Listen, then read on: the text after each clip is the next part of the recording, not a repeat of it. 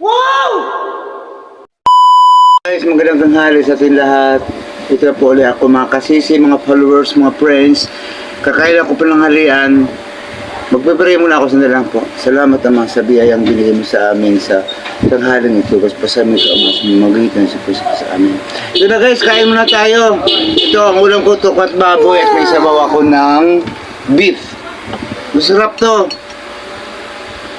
Yung mga hindi pa kumain dyan, kumain kayo sa os para hindi tayo mapapasma. Kaya guys, ito po mga kapatid, kain tayo. Tikman ko yung ulam ko. Dali lang. Sarap. Masarap siya. Dali lang. Yan na.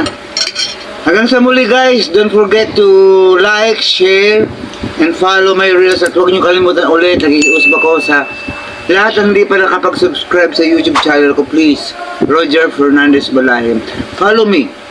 Kain tayo.